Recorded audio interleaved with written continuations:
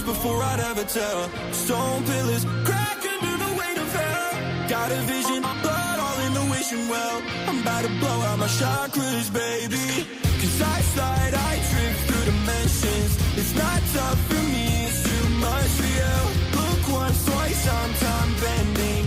Beam upon my chest, while I'm slipping through. Jet black, I'm masked by the night. Cold heart, throw that to the side, yeah. I'm a limit, but I never push it farther. Because I live to be a hero, not a martyr. Jet black, I'm masked by the night. Cold heart, throw that to the side, yeah. I'm a limit, but I never push it farther. Because I live to be a hero, not a martyr.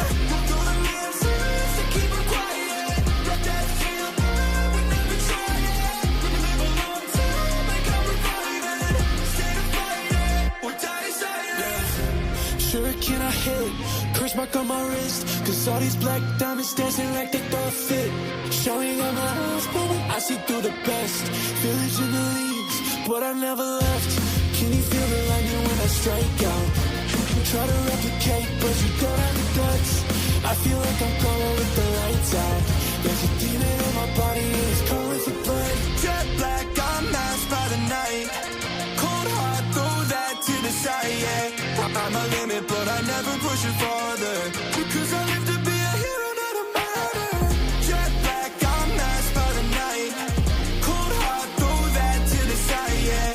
I'm a limit, but I never push it farther. Because I live to be a hero, not a martyr.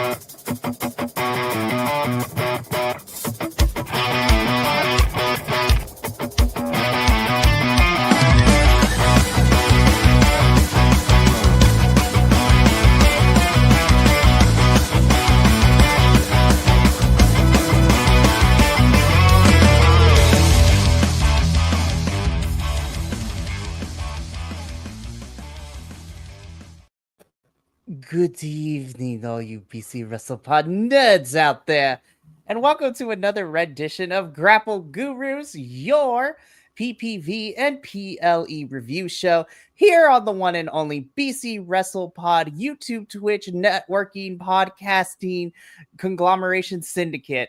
We're going to change the order every single time because why not? We do anything and everything around here. I am one of your hosts, Mikey, and I have the whole entire, Impact Authority team, our TNA pay-per-view review squad here in the house this evening. First and foremost, you can find him on the TNA reviews.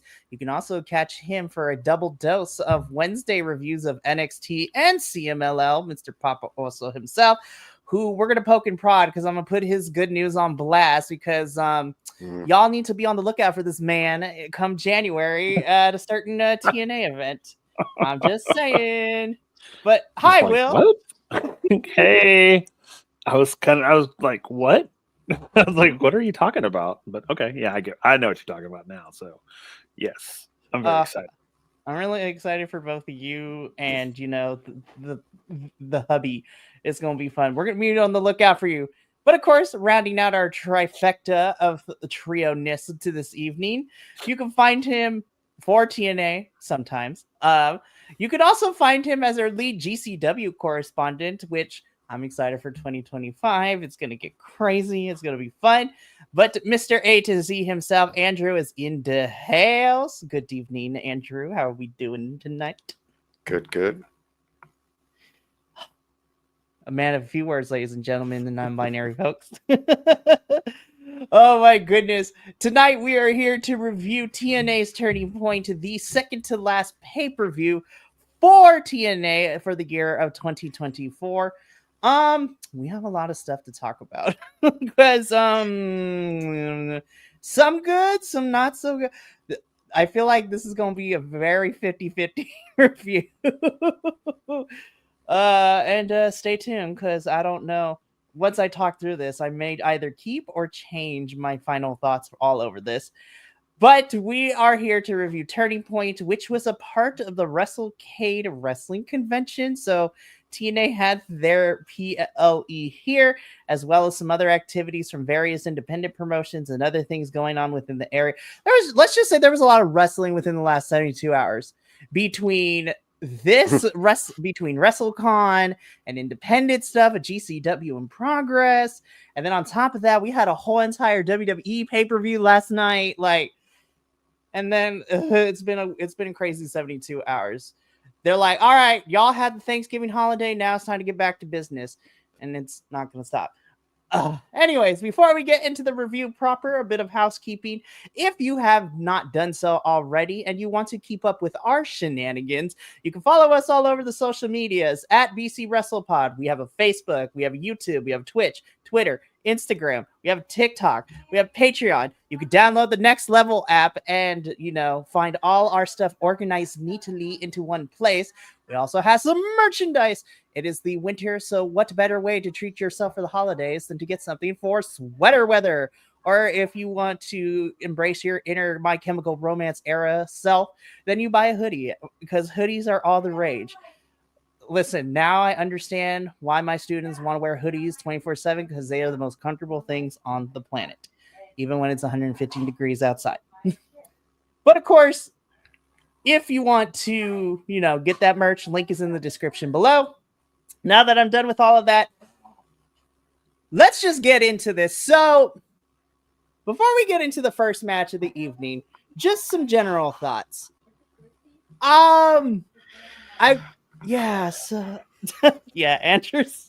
Size says, this was rough. It's not on the levels because me and Will, unfortunately, have seen worse. I'm looking at you, Fantastica Mania USA from the high school gym. Oof, that was a rough show to watch. It was fun, but it was a rough go, so it wasn't on that levels. But this was rough. The camera quality was not it, and there were some parts that kind of took me out. And normally, I'm not a big stickler for this, but I'm like, why am I watching this in 360, at a 360 frame rate? What is happening? Yeah. As someone who started watching a lot more independent wrestling, the camera quality on this was worse than a lot of those, and they have a lot less money.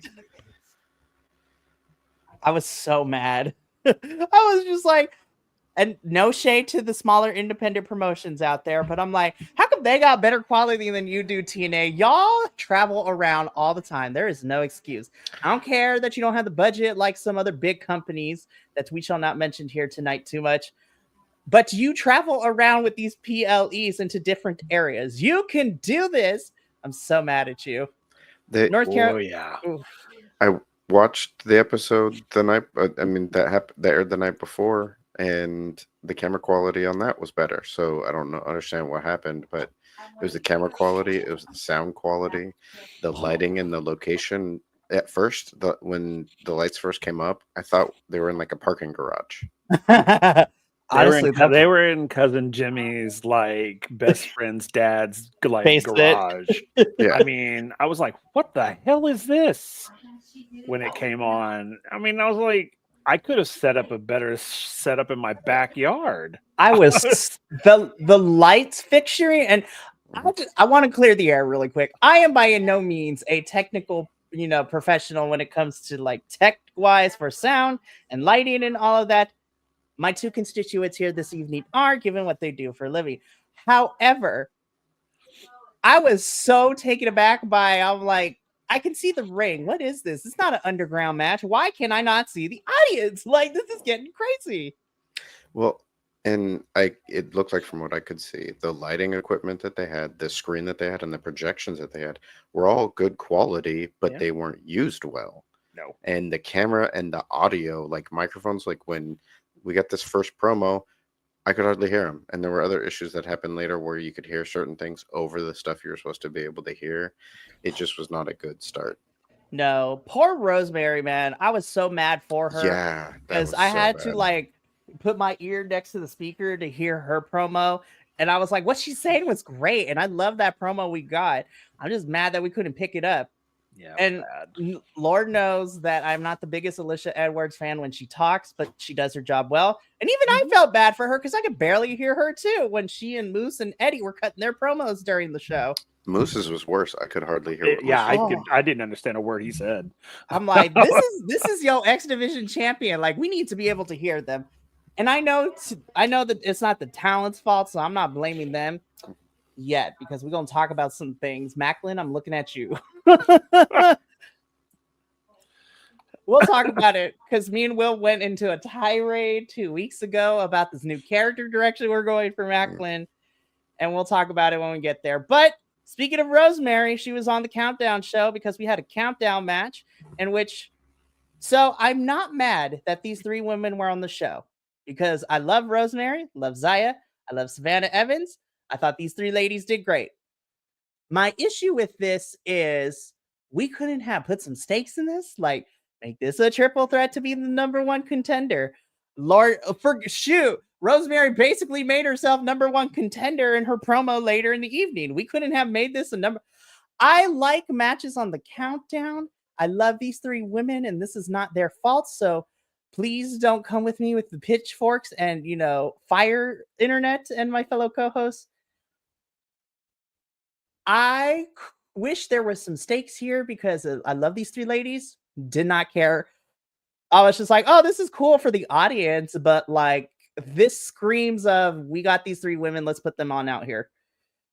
I'm so mad because the match was really good. I'm just mad about the circumstances. There was no thought put into it. I mean, that's literally it. Let's pick three names out of a hat, throw them in the ring together. I mean, okay. And I agree with you. I didn't feel that. I didn't feel that this match needed to happen. Like even as a warm up, I'm like, because there was nothing at stake. You're right, absolutely nothing at stake here.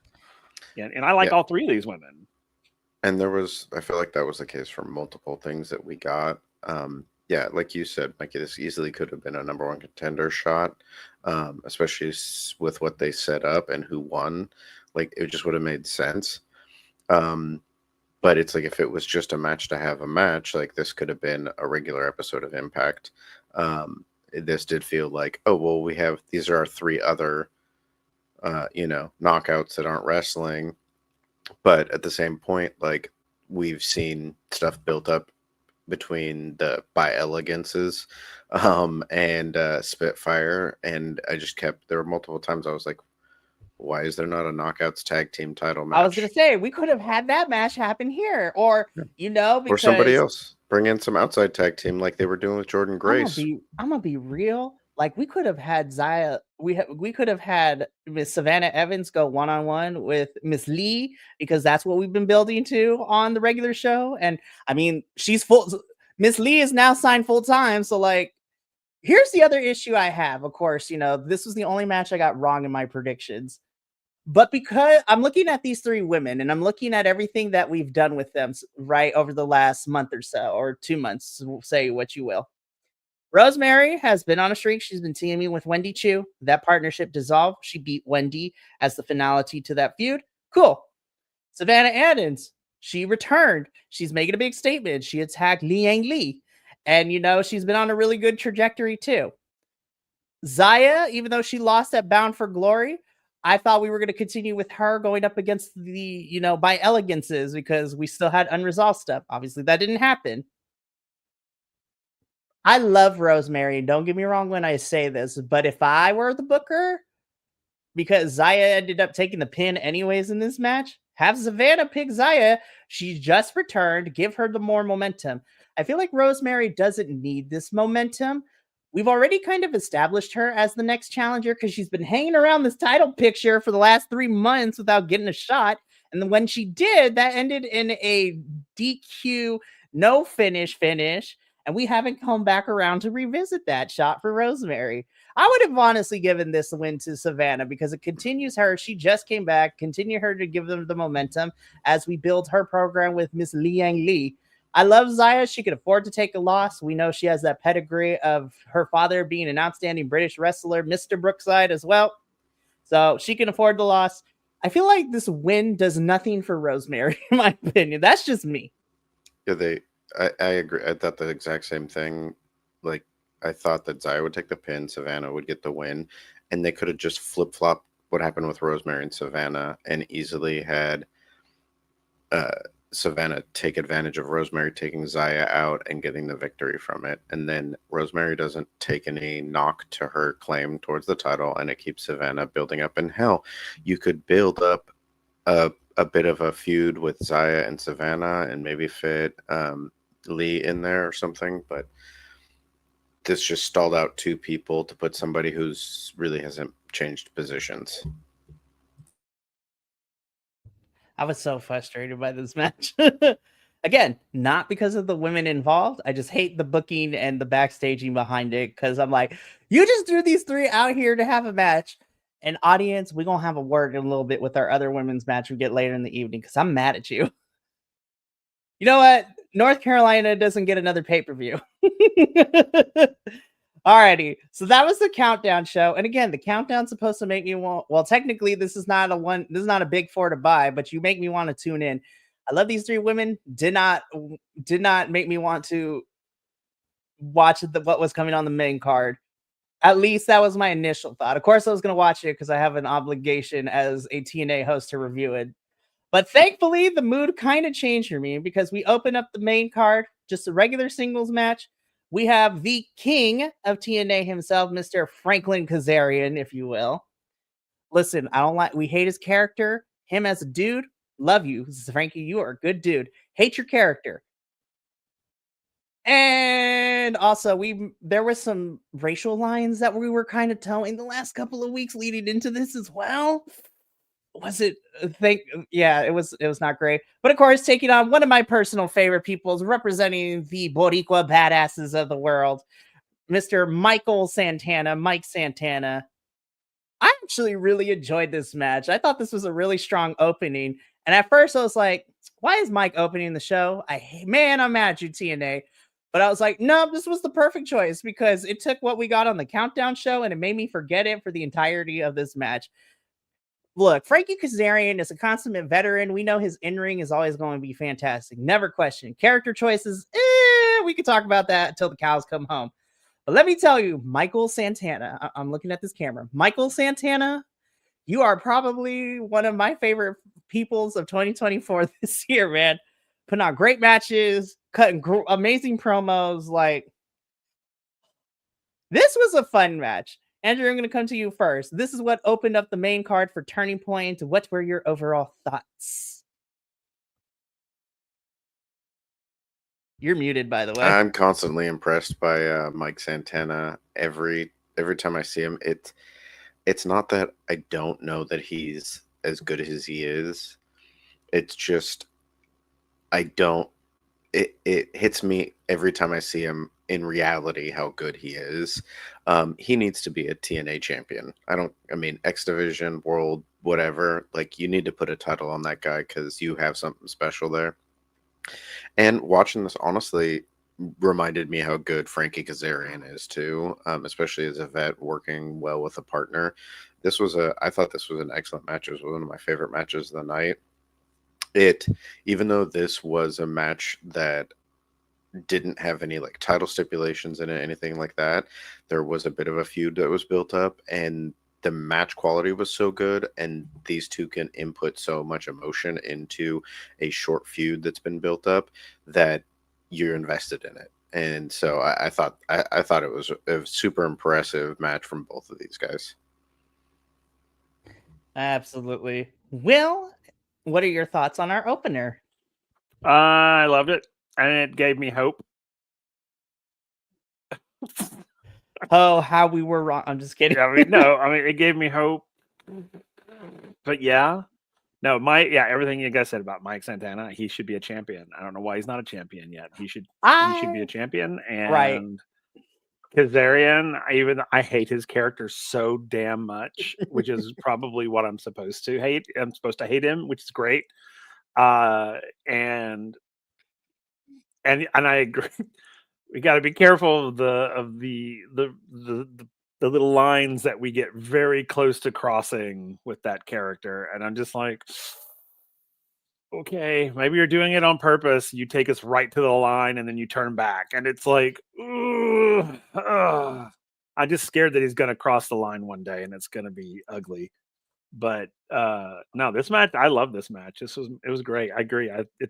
I always forget, because of my hatred for the King, that how good he is, so watching, and I went and I watched this one twice, because I just love Mike Santana. I love everything about him. I love who he is, what he does, all his promo. I mean, everything about it is just like star material.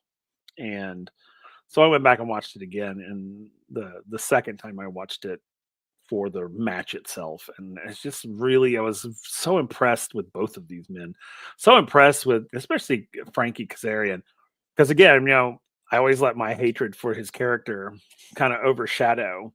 And so, which, as a wrestling fan, is what you're supposed to do. You're supposed to hate the guy.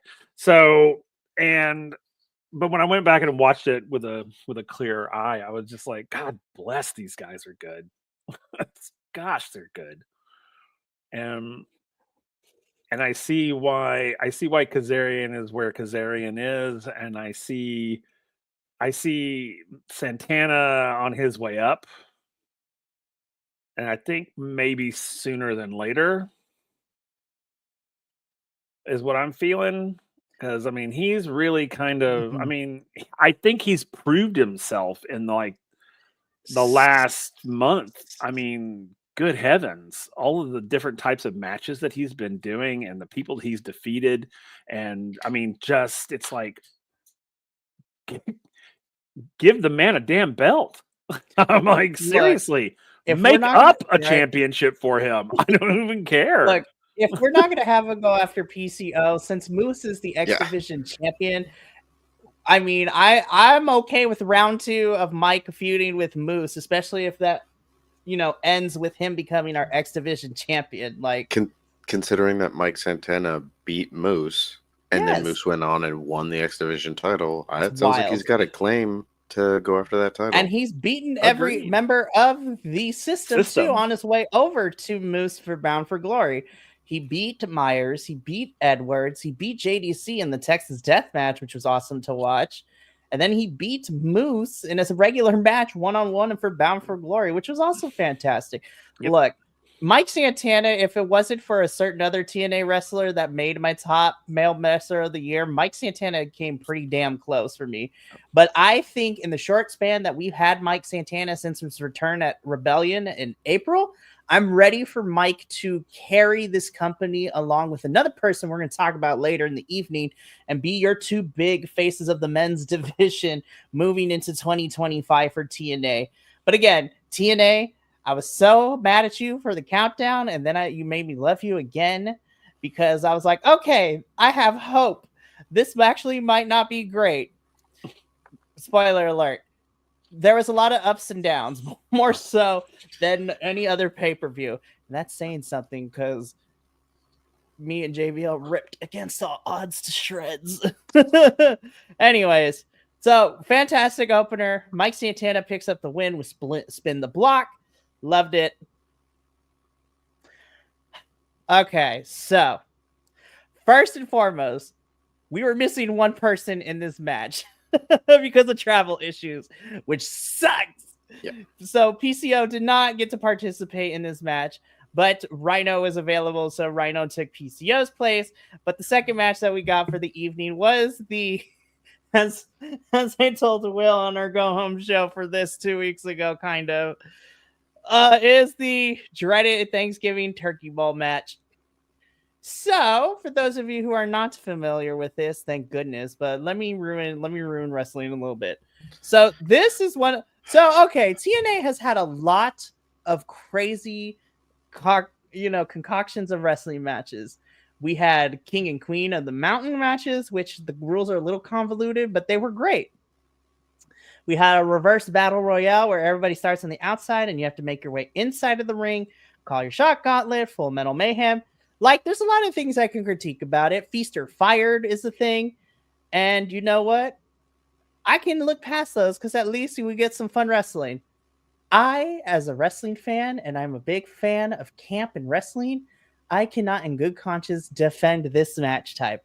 This is my least favorite TNA match type in the company's history. And no shade to the people involved. I just did not care about this. And neither did TNA, because they're like, here's 6 people we're throwing into this match. Here you go. Now, am I happy that Joe Hendry won? Absolutely, because this man needs a win since we thrusted him out of the title picture immediately after Bound for Glory. And also, there were a little bit of 2 weeks I was about to throw rocks at TNA because Joe Hendry became a whiny little bitch for 2 weeks, so to speak.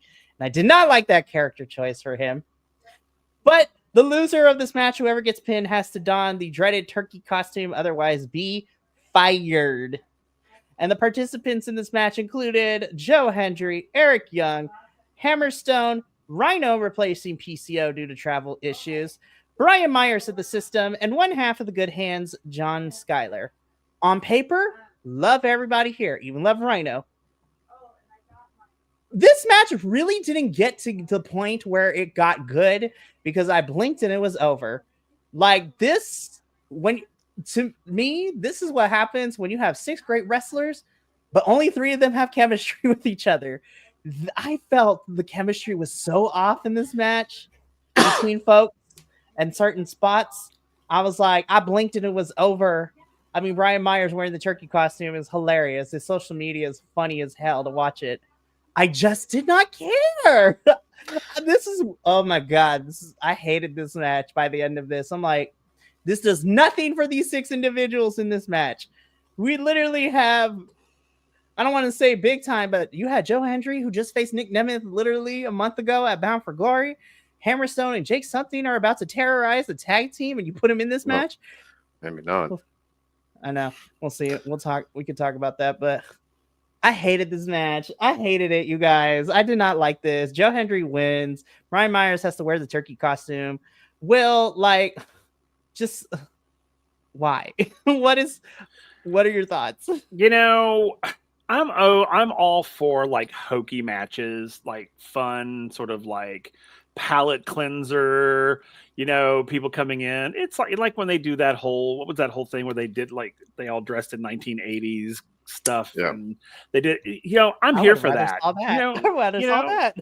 I'm yeah, that's what I'm saying. That's what I'm here. That's what I like. I'm here for that. This needs to stop being a tradition.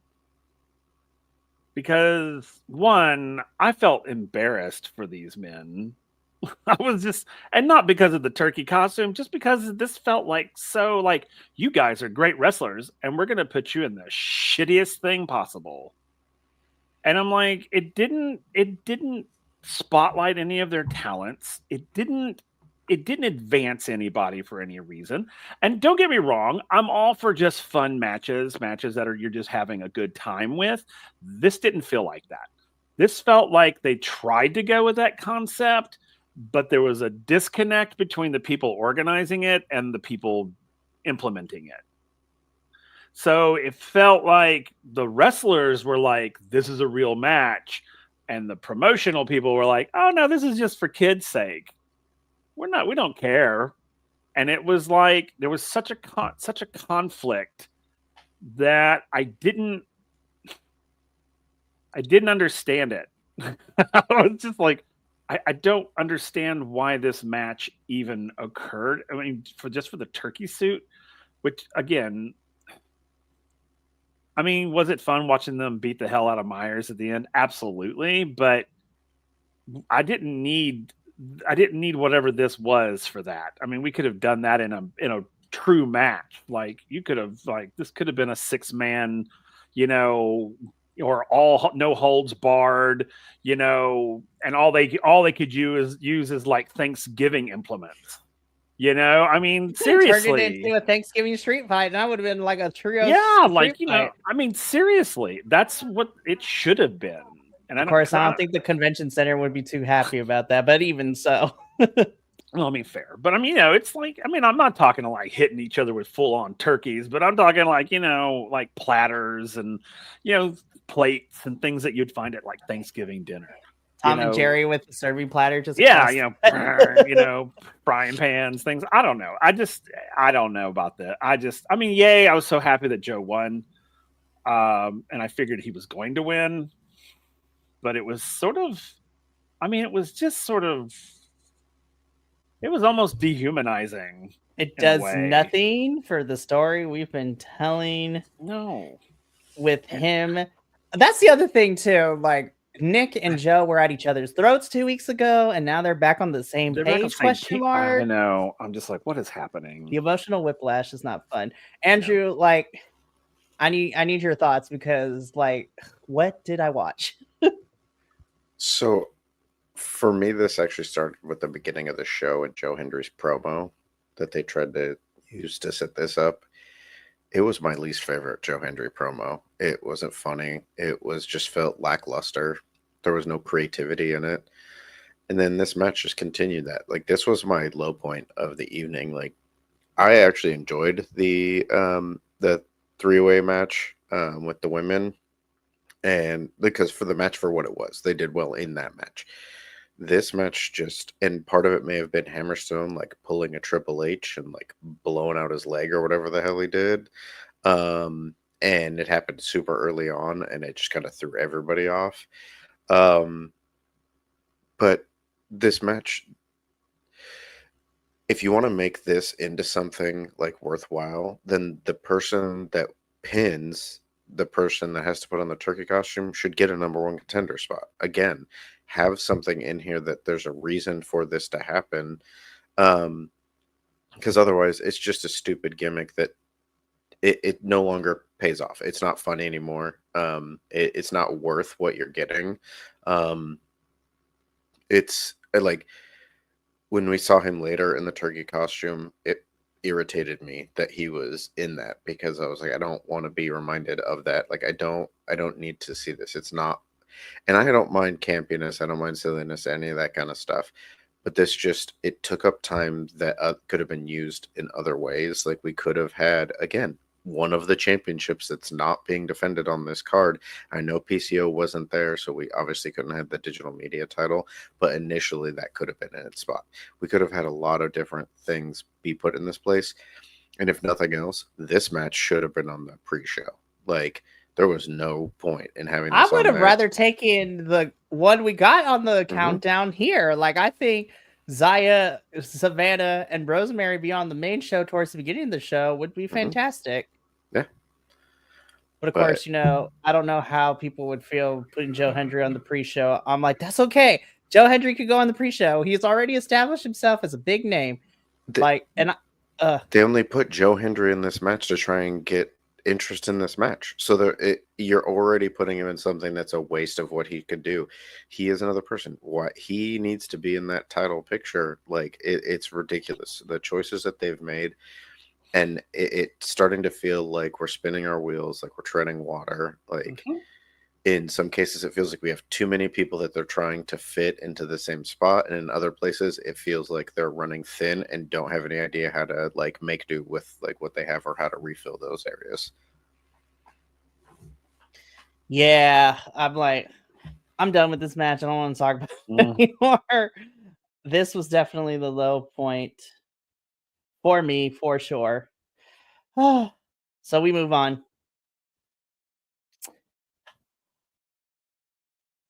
So, okay, I want to start off with some positives. I love Laredo Kid, love Moots. That's as far as I'm going to go with this. I'm a gonna be honest. I love Laredo. I really do.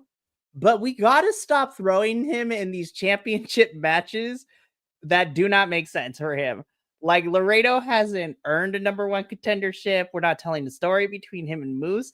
Literally, this match came about the final episode, like this past Thursday, because Moose and JDC lost. Might I add, though Moose did not get pinned. They lost to Laredo Kid and Leon Slater. So then Moose and JDC beat up Leon afterwards. Laredo comes in with the chair, and they're like, "Oh, match made." I'm like, "Excuse me." I was like, what?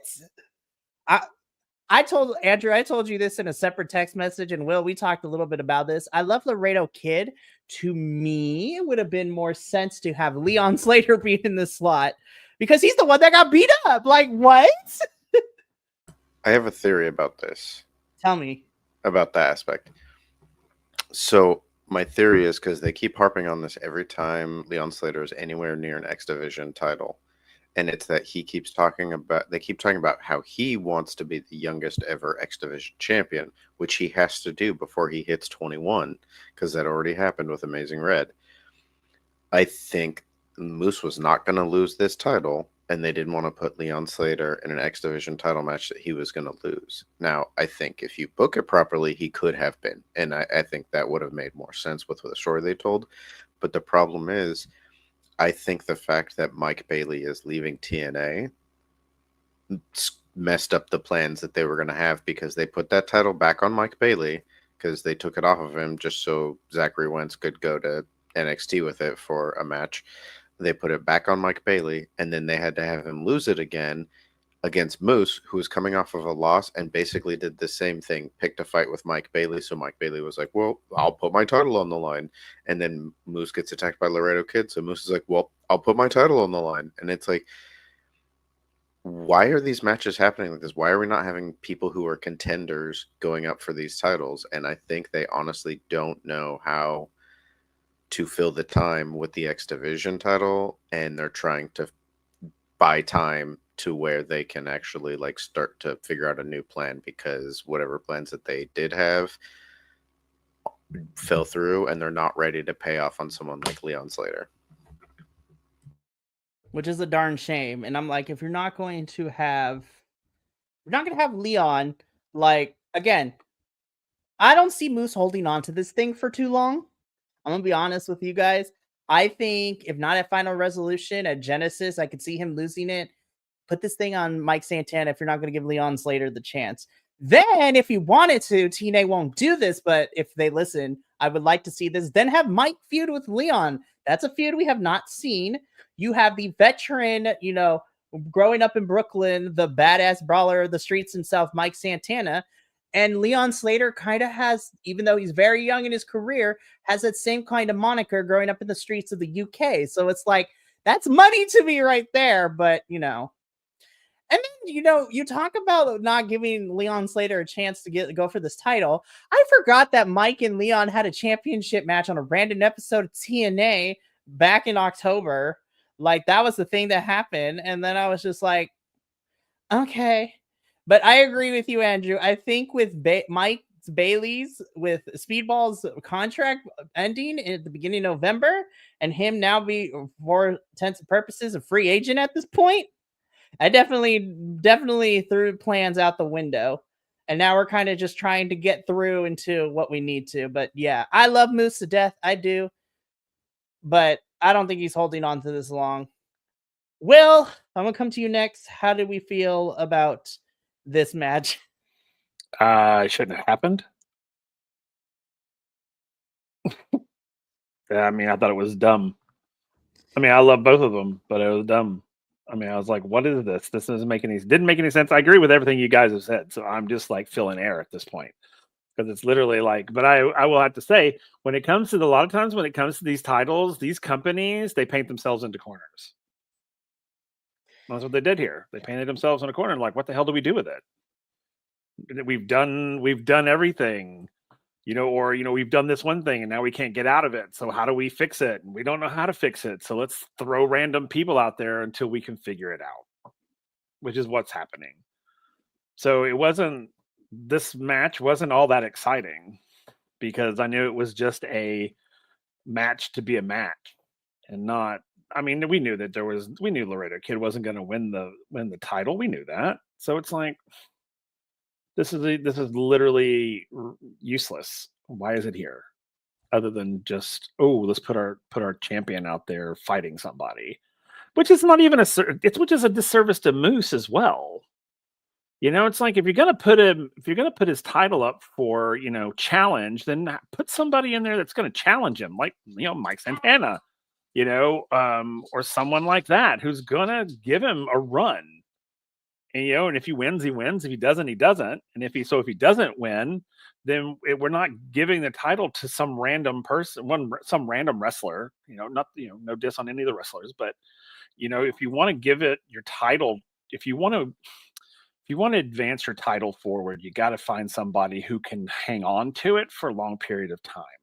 But because this is the other thing that drives me insane about these companies is they don't forward think. They don't think, oh, hey, I'm going to give this title to Mike Bailey because he'll be here forever. And it's like, no, you got to forward think. You got to be like, okay, we're going to give Mike Bailey the title. Now, where do we see ourselves like in the next year with this? Because it's possibly he could leave. His contract comes up at this point. He could leave. So we need to think about the title going to someone else who's going to be here for a long period of time. And then if Mike Bailey signs back on with us, then we can, for a future episode, we can have him win it back. But they don't forward think, and it drives me insane. Because then all of a sudden, because we see it all over all the promotions, people suddenly are gone and their titles are vacant. Or, we're just going to randomly give the title to someone because this person's leaving or this. And so it's like, I need you guys to forward think. Look at your people, see when their contracts are ending. And if they're ending soon, don't put them in a championship. Or if you do, make it a quick turnaround. Like, aha, I won it. And they hold on to it for a few weeks and then they lose it. But it just drives me insane because then we get this. And again, no diss to either of these wrestlers because I think Laredo Kid's great. And of course, Moose, even though I hate the system, I think Moose is a fantastic wrestler. And I thought it was a disservice. I just totally thought it was a disservice to both of them. I think it would have been more interesting to have Moose come out and issue an open challenge. Yeah. And have someone like Jake something. He wasn't on this card. He could have come out. That would have been an interesting matchup. Yeah. You were also literally at WrestleCade. You mean to tell me you couldn't have done a one night only, like pull somebody from the independents from any of these other promotions out here? Yeah. But I did look up something, and I think if they have someone like Mike Santana take this belt off of Moose, which I think they have an easy storyline to write right there, and they did something like have Leon Slater be the person that tries to beat him because you give Mike Santana a nice run as the X Division champion, about at least half a year or something like that. Mm-hmm. You have it come down to Victory Road, which happens in September. You give Leon Slater his chance there to win the title at Victory Road, because if he doesn't win it there, his birthday is in September, so it's his last chance to win it before he would turn 21. So there's some forward planning that they could do. Literally. And I'm just saying, look, we couldn't have a whole episode of how I would have booked this. Like, there are two good opponents, I think, that could prepare Leon for the ultimate final test, if you will, for this X Division Championship. If, like, I would have him have a whole training montage, have him feud with Kushida for a little bit, and or Kevin Knight, like, have him become, because we know that he's buddy with Kushida and Kevin Knight, like, in real life. So use that on television, then have him go up against his first big challenge of, like, Trent Seven, if you will, because that's also fantastic wrestling. And then have him go after Moose or Mike Santana or whatever. Like, have a 3-act structure for Leon Slater. I recently saw on Progress Leon Slater face Trent Seven, and holy crap, I would love to see that again in TNA. Seriously. Come on, TNA, get it together. Final consensus. I love both of these individuals. We got to stop throwing Laredo Kid in these matches. I know he's reliable, but damn. Like, come on now. And this, I agree with you, Will, and you, Andrew. Certain, did no favors for either one of them, especially for Moose. Moving on. I'm going to come out and say it. The crowd made me dislike Masha and Jordan later, and it's not because of them. I blame the crowd for this one. I don't care if you say I'm wrong in this one. This was my match of the pay-per-view.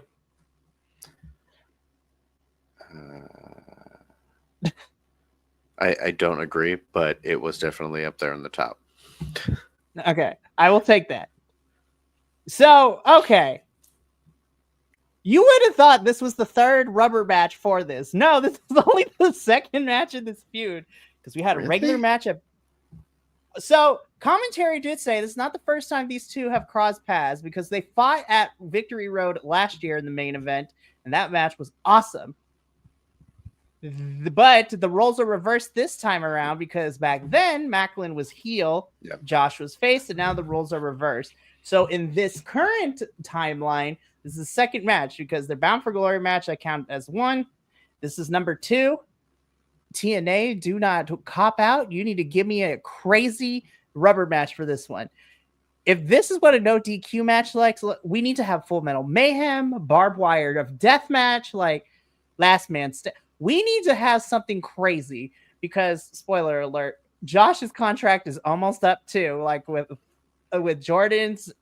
And so come the first half of 2025, I love Eric Young. I think he's going to be for TNA. But Macklin, for me, and the work he has put in the last couple of years, it is time for Josh to pass the torch. And I think Macklin's a good choice, in my opinion. I don't care what nobody says. Obviously, Moose, I feel like, would also be... There's so many candidates, but I think Macklin and Josh are kind of similar in the way that they kind of wrestle, except with the brutality that they do with their movesets to varying degrees. But anyways, this is a no DQ match. Josh Alexander versus Steve Macklin. This is the second time in this timeline that they're meeting. The first match, Josh Alexander beat Macklin at Bound for Glory after he made Macklin pass out. No tapping, no saying I quit. So Josh was not satisfied and he wanted to break Macklin's spirit. Me and Will already talked about this. And Andrew, I don't know if you watched anything in the last 2 weeks, but Macklin had a whole entire 7-minute student art film project with his promo. That was wild, Andrew. Like, yeah. So here's the thing, and me and Will already talked about this. I didn't hate the message behind it. We know Macklin is a vet, and that is what he's incorporated into his wrestling character. Thankful for his service. I just felt this was a weird direction for him to go in this feud with Josh. And we're going to talk about the ending, because that was also a very weird turn. I did not know this was going to go. But anyways, so this is no DQ match. Sinner and Saint of the Northern Armory, Josh's little faction, are banned from the building. They could not be here in this match. And I'm like, why not? This is a no DQ match. Like, anything goes. I think they put it in there because I don't know if we're having travel issues or not. But apparently everybody else did this evening too. So we'll talk about that in our next match. But Josh and Steve Macklin put on like a somewhat light GCW death match. We had tables, we had chairs, we had a door. I thought Josh died when he landed on that stack of chairs in the middle of the ring because he did not go down in the middle. He went towards the side, and I thought his spine broke. I'm like, he hit the edge of those chairs. I'm like, oh, God, no, Josh. I know that your contract's up in like February, March, but we need to keep you okay. No, don't do this. And, of course, Macklin comes out in his full, like, Punisher of Death, like, war paint. As soon as he came out, I'm mad at you, TNA, but I loved it. I was like, as soon as he came out in that war paint, I'm like, oh, there's no way he's losing this match in this war paint. It's the equivalent of like Finn Balor coming out in the demon makeup, where normally, because WWE, I'm mad at you for this too. If you're in the demon, if you're in your alter ego, you're not supposed to lose. Good example of them doing it right now is TJP in New Japan's Aswan character. That thing never loses. And Leo Rush's Dark Leo Rush also hasn't lost yet when he goes into dark mode. Macklin comes out in the war paint. Him and Josh go back and forth. They brutalize each other. Spoiler alert, Macklin wins. I really enjoyed this match. I want to talk about this ending, though, because, Josh is out. Macklin has the match won. We get a 2 count. Macklin is not done with Josh yet. He goes out of the ring. He pulls out a little bag. I'm like, oh, okay, thumbtack, something, right? Tell me why we had bullet case shells in this match. First of all, I was like, you don't see those every day. And then the weird feeling kept creeping in. I'm like, I don't like this. Don't do this to me. Thankfully, we didn't do anything crazy. But the imagery of empty case shells really threw me for a loop. And full transparency, I am a child of former military and law enforcement. So I'm used to seeing things like that. But in my wrestling, though, this is not the craziest thing I saw. Because NWA had somebody do full, like, Breaking Bad on their pay-per-view. Like, and that was not even that long ago. I don't know if there's a right word in the English dictionary, but that imagery did not sit right with me. I was like, what is happening? And then we got like 2 more minutes, and then Macklin pulls out the victory after, Josh getting thrown onto these things. I don't even know where to begin because I was so invested in this match, and then that little part almost took me out of it. I'm like, oh, so we're going full throttle with this right now. All right, Macklin, I guess. All right, let's see what happens now. Andrew, I'm going to come to you first. How do we feel about the DQ match? What are your thoughts on all the spots we saw, including the shell casings? I really enjoyed this. This was almost my match of the night. I thought they both did excellent. I knew right away I had made the wrong choice when I picked who was going to win this. To be fair, I didn't realize that the Northern Armory was banned, so I assumed there would be some shenanigans since it was a no DQ match, and Josh is the heel in this situation, so I figured he'd take full advantage of that. But not only did I know I was wrong, I was happy I was wrong because everything that Macklin did in this made me believe he deserved to win this. I will say the spot that that I was concerned about was that torture rack bomb out of the ring on Macklin through the table. Oh my god! Because he was flying through the air in all kind of directions and just hit the table, and I was like, "There's no way you can prepare for that. You just hope and a prayer." And he went through it, and it was crazy looking. I thought it was an excellent no DQ match. They both hit spots phenomenally. It was a great match. And it was the kind of match that has me looking forward to more of this matchup, not going like, okay, cool, now we're done, we can move on from that. I'm perfectly fine with seeing the third of this, which I swear, if you would ask me, I would have guessed this was like the 5th match that they've had together because these two have been at each other's throats for so long. But I know a lot of that was them missing each other through injuries and things like that. But yeah, I am now interested in seeing more matchups of these two, and seeing how things continue into the future with them. Awesome. Will, I'm coming to you next. So me and you've had this discussion with Macklin's like cinematography, intro to cinematography promo that we watched, and then leading into what we saw in this match. So first question, how did you feel about this match? And where do you see Macklin going next with this character? Because this is an interesting journey we've been on so far. So this match was fantastic. This was actually my match of the night as well. And I didn't think it was going to be. I thought it was going to be a later match, but it actually ended up being this one because the later match I just didn't care for. But this one, going back to the previous episodes and the master's thesis film, I had my feelings about it, and we talked about it before, and I think in the last episode, last session or whatever, about it bordered on the oh god, where are you going with this? And so the match to the side, and I'll touch on the shell casings first, and then I'll go to the match. But the shell casings didn't bother me Like the visual of it didn't bother me because of the promo that he cut. So it was the idea of, your fallen brothers, that sort of thing. So I understood the gun casings. I got it. And yes, and I can also see where it could be a disturbing image because, in the world we live in today.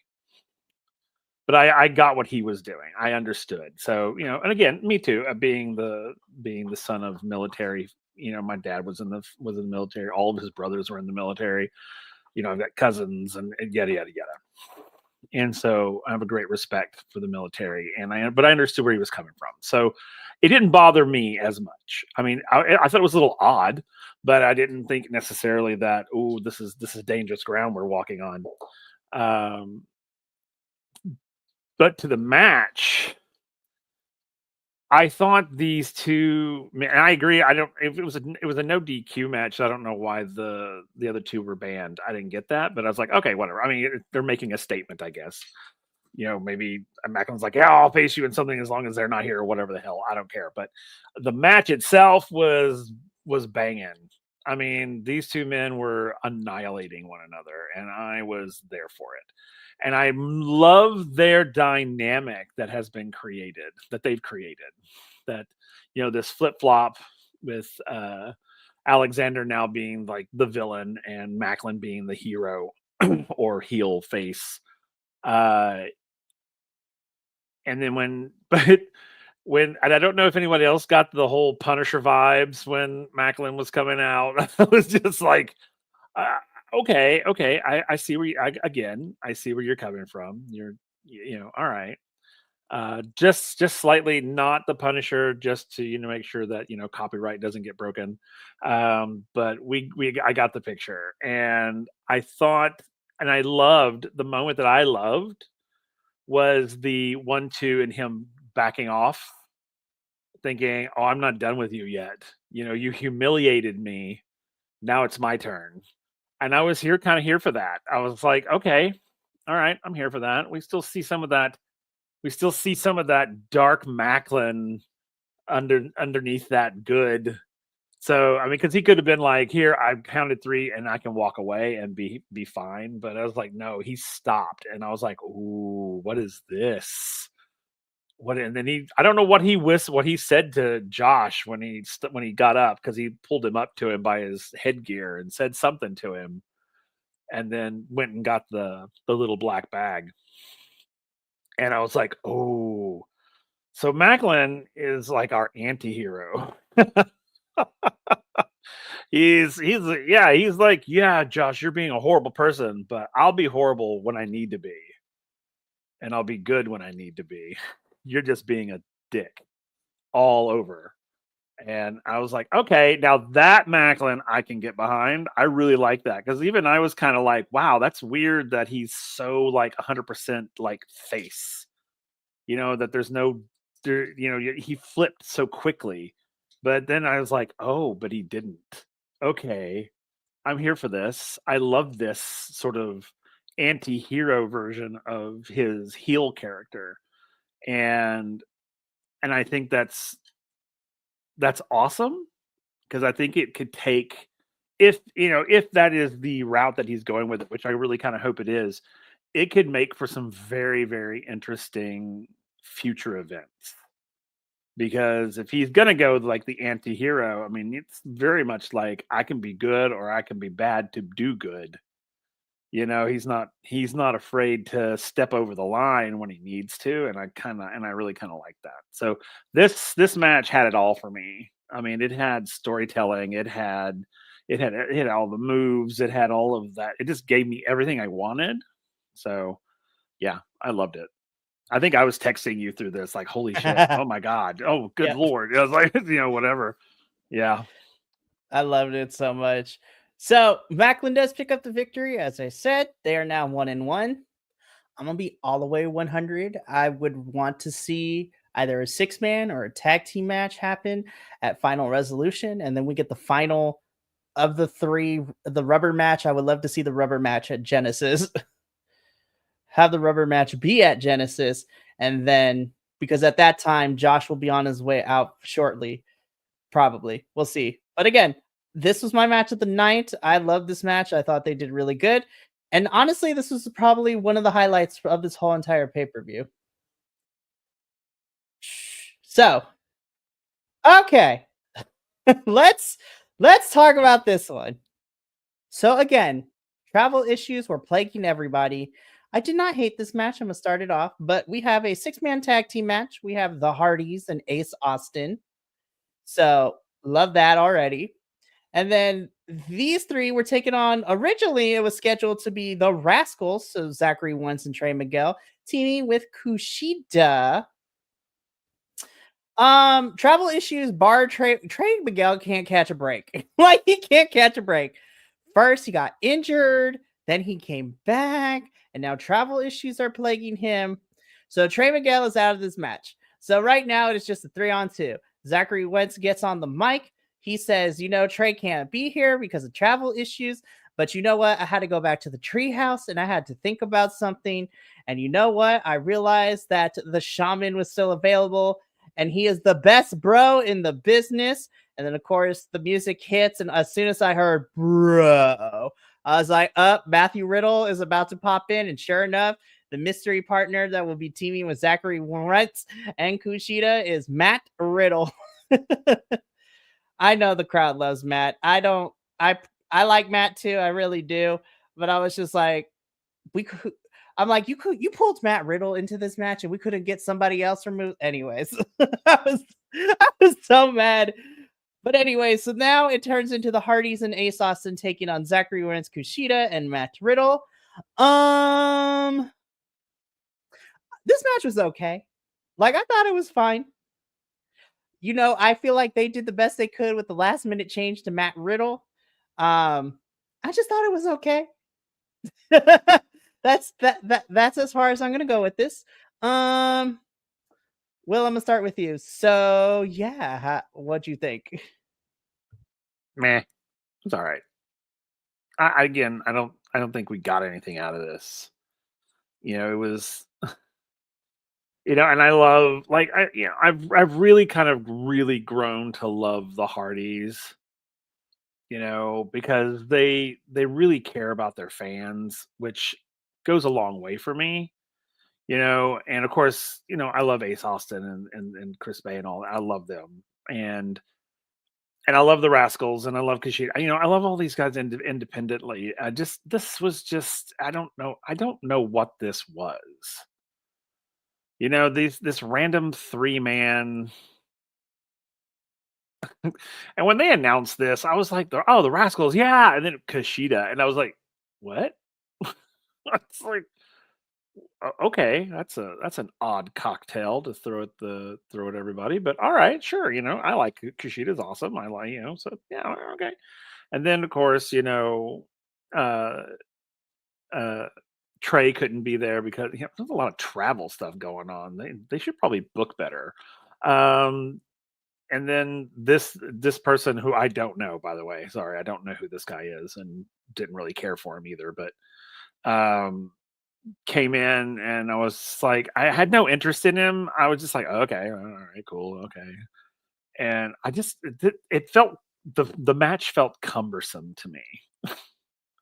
I watched it and I was just sort of like, okay, all right, that's okay, cool. The Hardys being, the older gentleman in the ring, slow moving at times. Just like, okay, all right, okay. Ace Austin flying all over the damn place like he does, which is great. Kushida flying all over the damn place like he does. This is great. And I just felt that our lone little rascal just kind of felt out of the loop, like a little bit, and then this new guy, Riddle, whatever his name is, and who again I didn't really give a shit about, was just sort of there. So it was just like, okay, all right, cool. Yay, guys, good job. All right, what's next? Didn't hate the match. Just I didn't get anything out of it. This definitely suffered from a last minute change. This definitely suffered because I feel like it threw, the rhythm of the match off a little bit.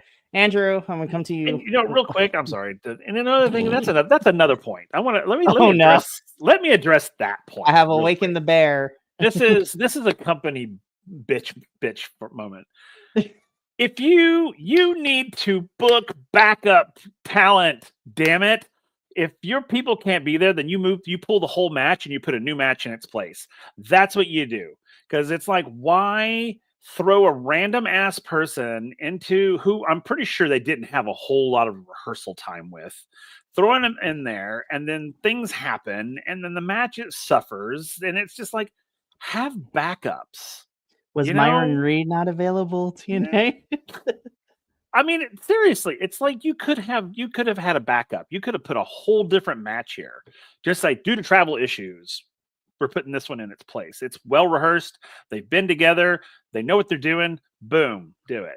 Why don't they freaking do that? They have a roster the size of my freaking arm. Use your damn talent. That's my thing. That irritated the crap out of me. It's like this whole match could have been scrapped and said, hey, we'll pick this up at another time when we have all of you together. But in the meantime, we're going to put these people in your place. And I've been like, and the funny thing is, technically, other than the fact that you announced who it was, if for someone who didn't ever hear the announcement, would have no idea that there was a change. It's just like, who can keep the flow going? And when you substitute people at the last damn minute, things are not going to flow right. Because these people, they're not used to wrestling with these people. It sucks because he's technically a heel, but if he wasn't, like if Trey wasn't available, I would have loved to see like a Casey Navarro in this position. Right. Like, so anyway, that was my bitch. Now I come to you, Andrew, with your thoughts on this match. I already felt like this was another thrown together. Like, we just need to get these people on a card, throw them into matches. Like, I understand what happened with Chris Bay, kind of probably threw off some plans with ABC, but I feel like a pivot from that is, it sounds like Chris Bay is going to be out for unknown amount of time, and best wishes to him and everything. And I really appreciate what TNA is trying to do with trying to support him through that. But get Ace Austin out of this whole Hardys thing. Send him over. Have him go after the X Division title. Have him do something. Give him a singles run. Because now is the time to do it while he's not with his tag team partner. Let him do that. If you wanted to pivot on this, like, realistically, what this should have been, you should have had the Rascals versus the Hardys for the tag team titles. Obviously, that would have been thrown out of whack with, Miguel not being able to make it. But let's have these mean something, not just like a fun, like, oh, hey, let's just throw this on there to do, like, to have this thrown together, because it already felt thrown together. Then you had something come up that kind of messed up what little semblance of something that they had. Now, I am different than Will. I know who Matt Riddle is. I've been watching Matt Riddle since he was on The Ultimate Fighter, since he started fighting in MMA. I'm probably one of the few people that has enjoyed him throughout that entire time, because he's very much the anti-establishment guy, and I kind of get a kick out of how much he irritates some people. And it's funny too, because so many people get irritated by his shenanigans, both like in the ring and also just in real life. But he's so good at what he has done. He was a really good mixed martial artist when people assumed he wasn't going to be. And then the stuff that he does in the ring when he wrestles, people were like, oh, this guy's not going to be good at this. And he's phenomenal. Like, how strong he is ridiculous. But also the stuff that he pulls off is super entertaining. So I'm actually a big Matt Riddle fan. Seeing him here in TNA, I think TNA would be a great place for him. I texted you, Mikey, when I was watching this, I think Absolutely. He'd be a phenomenal person to bring in and hold that digital media championship. Right. I think it fits for him, and he could actually bring an interesting name to that title and have some crazy matchups that would make it feel very different than the other belts that they have. Awesome. Yeah. I thought for what it was okay. My problem is, and this is actually the match that I felt this kind of the least, but I just feel like a lot of the time when I'm watching these matches with the Hardys, I feel like I do with a lot of times when veterans are in matches, like the older veterans. It's that they're the other people are kind of carrying the match, and then we get these like classic spots from the people that have been wrestling for like 30 years, and it didn't keep me as engaged as watching most of these other people wrestle each other could have been. I think scrapping this match from a 6-man tag match, even from the start, having something else going with the Turkey Bowl match, having better plans with the triple threat match, there were just so many ways that TNA could have built up more intrigue, more things going forward, better storylines, better use of talent. I mean, Kushida is phenomenal, and I just feel like they don't know what to do with him, and they just keep bouncing him around.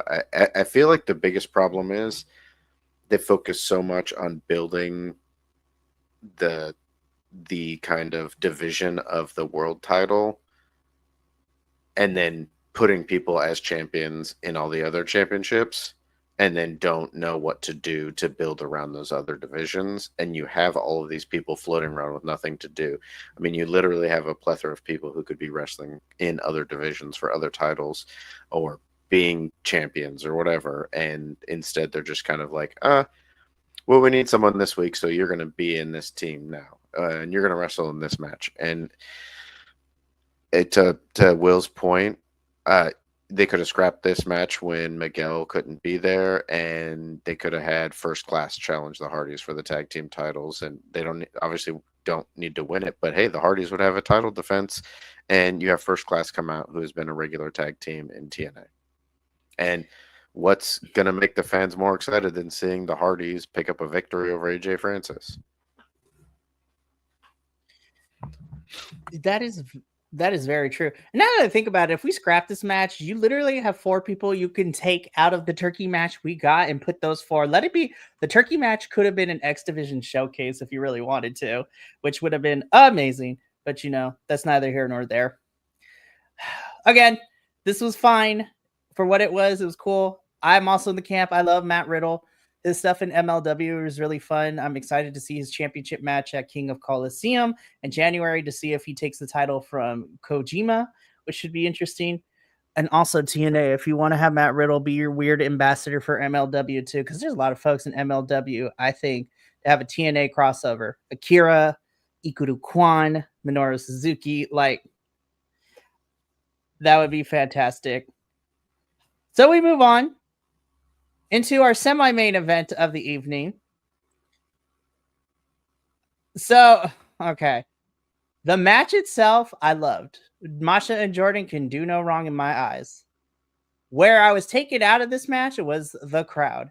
I'm like, I know we got favorites, but damn, the whole entire time, the mics kept picking up just nothing but boos. I was like, did we not like this match? Like, what is happening? What is with this? I was so mad at this crowd. I was just like, I couldn't tell if they were booing Masha, if they were booing Jordan. Like, I was like, you don't deserve this match. I'm just kidding. So this was for the TNA Knockouts World Championship. This is a 2 out of 3 falls match. Our newly crowned champion from Bound for Glory, Masha Slamovich, defending her title in her second defense against Jordan Grace, because her first defense was against Miss Alicia Edwards not too long ago, to see who would end up being in Masha's spot for this match. Spoiler alert, we did not believe for a second that Alicia was going to dethrone Masha. So anyways, so the match I loved. Jordan picks up the first fall. Masha quickly picks the second. And then Masha ultimately gets the second pinfall for the win. Again, these two can do no wrong in my eyes. This crowd sucked, and I was so mad at them.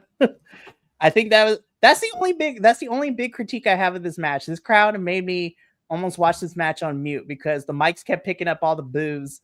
And I think I heard at one point a cat call. I was like, ew, we're still doing that in 2024? Ew. Like I was saying, North Carolina, you don't deserve this paper. You don't deserve a pay-per-view for a little bit. Andrew, I'm going to come to you first. We have talked to high heavens of how much we love Jordan and Masha in this household. How did we feel about the match? I mean, I actually, this was my match of the night. I didn't think it would be in the beginning. Part of it was the weird count out thing because they both were outside the ring at certain points, and commentary kept making comments about them not getting counted out because the only way to win is in the ring, which I get because it's a title, but at the same time, it's a 2 out of 3 falls match. So if, let's say, Jordan gets counted out of the ring and Masha gets that first victory, I mean, that's still one of the 2 victories you need to get. So why would it matter? And if it does matter, then there shouldn't be any countouts in this. So that's just a stipulation world building issue I have with like what they focused on too much. Because you could have just not had it be an issue of them getting counted out the ring. That aside, once it started picking up, this was a phenomenal match. I loved it, especially that final chain sequence where they were just going back and forth, back and forth, back and forth. Was phenomenal. Them hitting their big moves, them countering each other. I loved it because I know how close these two are in, outside of the ring, in their regular lives. So them getting to work together and show how good that they are, definitely top 2 women talent in professional wrestling and top talent period in professional wrestling. I feel like 2025 for Masha is going to be what 2024 was for Jordan. And Jordan's 2025 is going to be crazy too. This match was super fun. I'm happy that when Rosemary came out for a part of it, that she didn't get involved. I was really concerned that they were going to have her play some part in Jordan losing, because I felt like that would have taken away from Masha. I'm happy that she didn't get involved, that she didn't even really get noticed by the 2 competitors, because it really came down to these 2 wrestling and who could beat the other. It was excellent. I really enjoyed it. I thought this was great. It's so much so that I didn't even notice the things that you talked about, Mikey. I didn't notice the crowd's reaction because I wasn't paying attention to them. I was just paying attention to what was happening in the ring. And I do laugh that, being a GCW follower, they package pile driver in GCW. They call it the White Knight driver. And they just always call it the package pile driver. And I'm like, that's not what it's called. But yeah, so it was great. I loved it. These 2 are phenomenal. I will always love getting a chance to watch them wrestle wherever it is.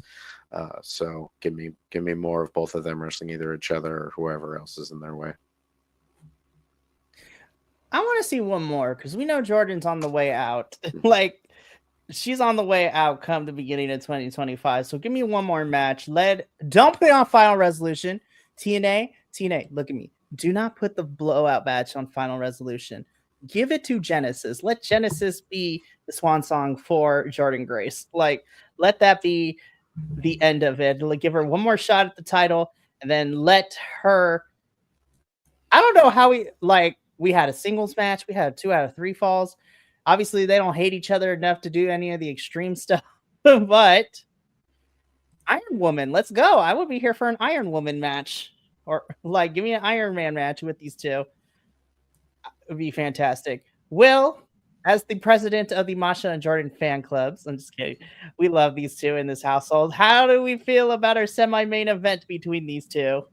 Well, I love the match. I love these 2 women. I love every time they wrestle each other. I just, I really do. I love it. I just think that I don't think this match had the power of their previous match. I thought this felt more like 2 friends sparring with each other than a championship challenge, and again, not that they were pulling back, not that they were, anything like that. I thought they both fought well. I thought they did what they normally do. It just, for me, it didn't feel like there was enough at stake in it. And I think that's because of their relationship. and maybe it's just tainted me because I love the idea of their relationship, being friends outside the ring, and I love that. I just didn't feel that this had what their previous fight had. And again, not that it was bad, because it wasn't. It was a really good match. I just did not feel that the stakes were high enough for this. But yes, would I like to see them again? Absolutely, because I love watching them wrestle. I think it's great. I could just literally watch them wrestle all the time for no reason, if it was just for no reason. But with it being a championship match, I didn't feel that the stakes were as high as they should have been. I didn't think that Jordan was gonna win. I mean, I didn't at all. So it was like, because one, I want Masha to carry that title well into 2025. I want her to be the knockout world champion. For at least most of 2025, if not all of it. So, until someone comes along and changes my mind. But no, I really like this. This was a very close second. This one was almost my match of the night. But yeah, they were great. I love them, and I hope they fight at Genesis. Which we'll talk about that a little bit at the end. Honestly, I'm hoping a lot of fun things happen at Genesis, which the reason why we're bringing that up, we'll talk about once we finish our main event, which we're getting to now. For the TNA World Championship, Nick Nemeth defending his title against Eddie Edwards. This is the first match that was made for this event, because in a tag team match, Eddie was able to pin Nick when him and Myers, I believe they were teaming, took on Nick and Joe Hendry because they couldn't get on the same page or whatever. I'm hoping we moved on, because it seems we moved on from those two not being on the same page and hating each other's guts, but whatever. And I mean, we'll see what happens this upcoming Thursday. So I want to start off by saying this. I think Eddie Edwards is, and I'm dropping my only F-bomb for this review, I think Eddie Edwards is a fucking fantastic wrestler. Like, I always enjoy his work in the ring. Character-wise, we could talk about that a little bit later at another time, but I think Eddie always does solid work to me. He's good in the ring. Nick Nemeth is fantastic. I think my issue with this is the fact that I knew Eddie was not going to win this match. So again, there was no real sense that Nick was in any danger. And I believe we said the same thing last year when Eddie fought. Well, I mean, Eddie fought Will Ospreay, so there was no chance in hell Will was losing in the UK. Turning Point last year in the UK. Yeah, I mean, I thought the match was good, was great. I think these two did amazing. Okay, I need somebody to give me some next starting pieces of what the hell is going on with Mr. Bradshaw Layfield over here, because he keeps popping in and out of this thing for TNA and in other places, but we are getting nothing. And I need to know, what do you have with Nick here in TNA? Give me some answers, damn it. I don't fucking know what's going on. It's really... Look, I'm all good. I'm all here for long storm storytelling, but he keeps popping up in the weirdest places. He's helping Nick Nemeth. I need to know why. What is happening? Anyways, so I'm going to start with Will on this one. Main event time, Nick versus Eddie. What did we think about the match and everything that transpired towards the end of it? I thought it was okay. I think Jordan and Masha should have been the main event. I think this one could have happened before that one. I think this felt like a throwaway match, because we all knew that Eddie was not going to win that title. We know that. And again, if you're going to have a championship match at a pay-per-view, I don't give a shit if it's a big four or one of like this. You need to put somebody in that match who has an actual chance of freaking winning the title at a pay-per-view. If I'm paying money to see this, I want to see somebody who has the possibility of beating Nick. not, suddenly it's like immediately it's like Nick Nemeth versus Eddie Edwards. I was like, well, we all know who's going to win that. It's going to be Nick. Eddie's not going to win that. So why do I even watch it? I had to watch it because I had to make sure the outcome was what I thought it was. But anyway, that was it. I mean, again, Eddie, I think, is a fantastic wrestler. I hate his character because I hate the whole system. Nick is brilliant. I love his in-ring work. I love everything. I love everything about him. For someone I didn't know a lot about, and then I just grew to love his everything, really. And I'd love to see him and Mike Santana go at it. My God, I think they'd tear that ring apart. So anyway, I digress. But this one was, it was okay. It was good. But Masha and Jordan should have been here. They should have been in this slot for sure. Their match was 100 times more stronger than this one was. Because this one literally, even Nick, I mean, you could tell even in Nick was sort of like, we have to do this because we're contracted to do it. So let's just do it.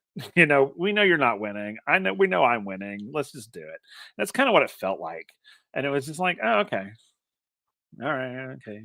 Is it done? Is it over yet? I mean, it's like, okay, it could have been like 5 minutes shorter. And because we knew the outcome. That's the thing. It's like, I want a match where I don't know the outcome. Wrestling has become so predictable because of the formula of it. It's like, oh, we'll put Nick against someone we obviously know is not going to win his title. And it's like, stop. Put him up against someone who could potentially whoop his ass at a pay-per-view. I don't care if it's not one of your big four. Pay-per-view is a pay-per-view. People are paying for it, and they want to see, or at least I do. I want to see a challenger that has the capability of defeating the champion. Yeah, whether he does or not is irrelevant. I want to see a challenger who has the potential to beat him. That's fair. It's that way. The match is more energetic. It's more like, oh my God, it's more on the edge of my seat. It's more like, oh, I don't know who's going to win. I don't know who's going to win. Oh my God, it's driving me crazy. That's what I want to see, and we always creep back to it, but it's so true. It's the Ospreay Bailey fight. That match could have gone any way, and I was literally on the edge of my seat because Mike Bailey was a challenger who had the potential to beat Ospreay. And that's what made that match exciting. Imagine if they had put like, I don't know, some random person like JVC in there with him. It's like you immediately know who's going to win that fight. So it's like, why put, it just drives me insane. Just drives me crazy. And again, no offense to Eddie Edwards as the man that he is. I mean, again, I hate the character, but that's just, I'm supposed to hate him. And I love to hate him. But it was just, that's my soapbox. That is fair. Andrew, let's come to you next. Your thoughts on the main event? I mean, I agree. My biggest issue is the match itself, for the most part, was a solid match. Eddie is a phenomenal wrestler. So is Nick Nemeth. Nick did as he always does. He takes damage from his opponents very well in the beginning of the match, sells them very well. It was entertaining. I agree with the commentary of like, why is Alicia Edwards allowed to be out there after she was kicked out of ringside? Why are you not threatening to disqualify Eddie Edwards for this? Like, because otherwise, what's the point?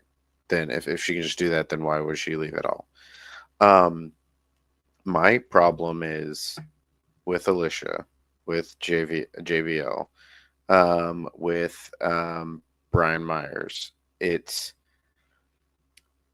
I cannot remember a match with Nick Nemeth, especially since he's become the champion, that there have not been shenanigans during. And it's just getting to a point where I'm not as wowed by his championship run because I'm not seeing him be the champion because of himself. And sometimes that's shenanigans against him. Sometimes that's shenanigans for him. It's just there's too many pieces involved, and it's not allowing him to be highlighted as the champion.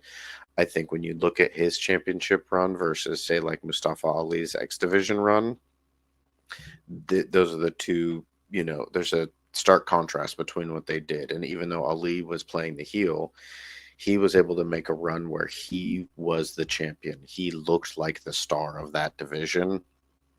And right now, Nick Nemeth is starting to feel like they have a big name, but he's holding it until the next thing happens. And if that's the case, then that is even worse that they didn't have Joe Hendry defeat him for the title, because you had a huge thing going there right for you, and you didn't take advantage of it when you didn't strike the iron when it was hot. This felt like another filler match. Like, we need to give Nick an opponent, and it's honestly, I'm getting tired of this. We need to fill these matches, or we can't have these people wrestle on this card because we're saving them for the next big thing.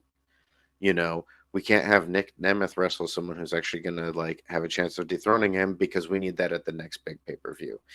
We can't have these champions on this card because the only feud we have for them, well, we can't do that till the next big pay-per-view. And part of that is because some of their roster or some of their divisions don't have a roster to have depth to where you can have actual competitors come up against them every big show. And if that's the case, you either need to, which I think they definitely need to do, is they need to beef up their roster and continue to build everyone other than the top people in those areas. And then maybe you need to have less big shows. But it's true. I don't think anybody thought Eddie Edwards was going to win this, even with all the shenanigans. And with that in mind, then having JBL come out and help Nick win every time kind of just makes it look like Nick can't win. So it technically, this was a solid match for the wrestling between these two. I knew it was gonna be, but it just wasn't. It wasn't a thrilling ending, and I agree that Masha and Jordan should have been the final match. You could have left everything that happened in both the matches, and that match still should have been the main event, especially because you could have had a moment with Rosemary and Masha there at the very end to close out the show. Yeah, it wasn't a good finish, and it just kind of capped off the feeling of like, well, we have a show, so we have to have a card. Yeah, I mean, again, Nick retains the championship. That is how things go off the air for Turning Point. I'm not gonna lie, you guys, after talking it with you, it is no fault to the talent whatsoever, but this was a rough one. This was tough to get through. Outside of outside of Alexander and Macklin and Jordan and Masha, everything else was okay to why is it here? Like, oh, and it sucks too, because I will forever and a day defend TNA till the cows come home.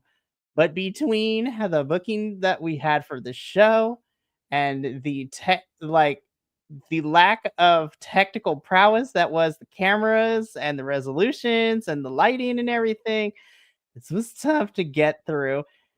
And this does not give me confidence that we're going to finish 2024 strong for TNA, because they kind of poo-pooed on this one, because we are now back into a 2-week build, because Final Resolution, the final pay-per-view for TNA this year, is in 2 weeks. Now, had we waited until the end of the year, I would have been like, okay, 3 or 4 weeks, like, we're cool. Like, this is fine. Like, we got this. I also agree with Andrew in the private chat too. Mike Santana and Frankie Kazarian was also really good. But shoot, that match, Macklin and Alexander and Masha and Jordan are probably my top 3 matches in this whole entire card. Those were the only 3 matches I didn't really complain too much about. Everything else I had a complaint about. I'm just gonna say it. Originally I gave this a B- upon my first watch through, and then watching it again today and talking it with you too. I have to give this. I have to knock it down to a C. Like, I was not impressed. This was tough for me. This is like a 6 out of 10 for me. I was so disappointed with this pay per view. Again, I have seen worse this year, but TNA did not give me the confidence that I need heading into Final Resolution. And so I had to give this a C. This almost became a C minus, but because I love the 3 matches that I mentioned before so much, that's really those 3 matches is what's saving this from going any lower. But from the technical aspects to the booking decisions to where we had matches, why we had certain matches, this was not great. And I'm just going to put this out there because you were at WrestleCon. If you wanted to treat this how you treated last year's Turning Point, because last year we were in the UK, we pulled a lot of UK talent to fight our TNA wrestlers, and that was awesome because that is where we got Subculture, we got Danny Luna, we had Alex Windsor, we had everyone's favorite wrestling internet personality Simon Miller take on Joe Hendry, which was fantastic, and we had Will Ospreay in his hometown turf. Like, we could have did something where you're literally at a wrestling convention. This just let all the independents, like people that come through TNA, shoot. If we weren't going to have, the elegances, like we could have had run it back between Danny and Jody versus, the Hex girls, as I call them, with Marty Bell and Allison Kay. Like, we could have pulled so many things here. Yeah. Be quiet, Andrew. I know what my grading system's different. I don't believe any show goes beyond a C minus for me on my scale. Leave me alone. I'm just kidding. Well, Andrew, I'm gonna come to you first. This was a 6 out of 10 for me. Like, I did not enjoy this. I was so disappointed. What did you rate this? What did you rate Turning Point 2024? And you're muted, by the way. No, I know. I was prepping myself. So, because I do go by a grading scale, I didn't give it lower than this, but I don't know that. I give it a 6.5 only because that's a D plus for me. And I had to go back and watch this. I watched another show this weekend that I gave a C plus to, and it was probably the lowest grade that I've given a show from that promotion. And it was just, there was lots of issues, and I found out more stuff that kind of made me feel that way. So I had to go back and check out this card too to see if I really felt like this was lower, taking all the factors in. And for what they have and what they have given us previously, this does feel like it is lower. The quality felt like a low-level independent show, and that is not a knock on independent shows because they're working with what they have. This is a knock on them not working with what they should have and what they have in other situations. The night before, their weekly show the night before felt bigger than this show felt, and that's not how it should feel. I agree those 3 matches were good. The overall in-ring action for the most part was decent to very good, but it wasn't enough to kind of make up for some of those negatives between the booking, the planning, the overworking things, and then the technical issues that they shouldn't have had. And the problem with it is it didn't turn me off to TNA. It's not like I'm like, that's it, I give up on TNA. I'm not going to watch their stuff anymore. It's a horrible company, any of that kind of stuff. But it also left me wanting more. It didn't sour me for the future, but it also didn't excite me. This is definitely a show that is going to be hard to defend TNA's booking choices. Like, I always go back to JBL. I love him to death, but he is our biggest TNA hater in a good way, I guess. But yeah, I felt so bad that he had to watch Against All Odds because that was also plagued with technical issues. And that is not what TNA is known for. But yeah, I agree with you, Andrew. This was a tough one. And this is We still have Final Resolution, but as of right now, this is my least favorite pay-per-view from TNA this year. Like, oh, this one was tough to watch. All right, Will, I'm gonna come to you next. How did you feel about Turning Point as a whole? Well, I gave it a D, basically 6/10, whatever you want to call it, but it was not great. Had great moments, but it was not great. It did not pay off story wise for things that we had been building on. I think, and of course, I think the matches that were supposed to be the payoffs were not payoffs at all. I think it gives you more questions than answers. And I just, and then of course it's very questionable booking. This pay-per-view felt thrown together. It literally was like, okay, guys, we have to put a pay-per-view together. What can we do? What do we got? Oh, here we got these random ass people we could throw together and do something with. Sure, let's make it turkey bowl. Hey, that works.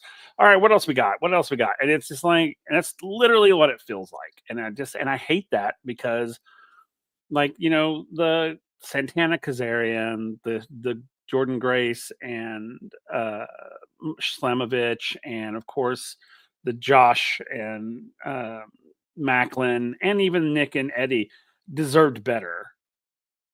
I mean, even though I still believe that the Eddie and that one was a throwaway match, it was still it was a good match. I just think but I think those three big ones deserved better than this. And I just, I don't know. It was a huge disappointment overall. And I agree with Andrew. I think that, they should be ashamed of themselves. They like make all that money and this is what they put together. And I'm sorry, but this shouldn't have happened. I mean, the technical issues, and I get technology happens. I get it. Because, being in theater, we know technology happens. But I mean, pick a different arena. Pick a different venue. If this venue didn't have the things that you needed to pull off what you would do at a weekly episode, then find a different venue. It's like, dude, just say no. I don't know if it was I don't know if the CEO's cousin owned this place and they just said, hey, we'll give it to you cheap. It's like, or what? But yeah, it was very disappointing. Very disappointing. It is tough too, because we've had our ups and downs with TNA this year, but I could safely say that the three of us love TNA and we love what this year has been for TNA. Of course, we had some ups and downs. I mean, Speedball is a free agent. He's no longer with TNA. Jordan and Josh are about to be on their way out beginning of 2025. So now is the time for TNA to lock it in and give us the folks that are going to carry us for 2025 and beyond. That being said, though, 2 weeks, as I mentioned before, we have Final Resolution for TNA. And then afterwards, we use the rest of 2024 and pretty much the first 3 weeks of January to build to Genesis. And the reason that we kept bringing that up is Genesis 2025 will be happening on Sunday, January 19th. So that is a big pay-per-view for TNA. So the TNA crew will be doing a live watch along, but it will be a duo, not a trio, because some exciting news, and I can share this. Will, and non-wrestling, fan, but I'm excited to hear the stories that come from it. Will and his hubby are going to Genesis Live. You lucky bastards. I'm so jealous that y'all are going to a TNA event. But yeah, so Will be our boots on the ground. He is going to Genesis in January, so we're going to make sure to look out for him in the crowd. I'm so excited for you. Yeah, Will. We'll be down along in the ring area. We're going to be over by the entrance ramp. All right, so me and Andrew know where to look. We'll be in. We're about. I think we're like 5 seats in from the ramp, and about Hell yeah, 4 rows back from the ring. 4 or 5 rows. I can't remember, but that's amazing. And then of course TNA put out, that survey that the 2 biggest locations that people want to see a TNA pay-per-view come from is New York and Los Angeles. And I'm just sitting here like, but you guys go to New York a lot. Come to Los Angeles, damn it. West Coast deserves a pay-per-view. And I know y'all came out twice to Las Vegas, but it's not the same. You need to come to California because there's a big fan base of TNA, aka me and Andrew, when it comes to California. So they will announce whoever won that. Please, the world, be good to me. Let it be Los Angeles. I want to see a TNA pay-per-view. TNA and GCW are the only two promotions left on my list to see an event live. Please. But, we will be back here in 3 weeks to review Final Resolution. And, of course, we are also gearing up for our big end of the year podcast episodes where we talk about the best and the worst of the whole year 2024, and then each of the promotions are getting their own dedicated episode leading into Christmas break. But that is going to be it for us here at Grapple Gurus. Thank you so much for watching us talk about Turning Point, because yay. No, but I am super grateful for Will and Andrew for being here this evening. We're going to get up on out of here, but from all of us here, ooh, David, you bring up a good point. They have been to Bakersfield before. I need them to come back to California. There's a lot of California on the West. There's West Coast fans that want to. But that's going to be it for us here tonight at Grapple Gurus from the three of us and the rest of the BC WrestlePod family. Remember, take care of yourself, love one another, stay Bi-Conic, and more importantly than anything, you always deserve to finish your story. We will catch you later. I'll be back tomorrow to review Survivor Series from WWE with Minnie, so that's going to be fun. And we have a whole plethora of things coming down on this week. But until then, sayonara, adios, and we'll catch you next time.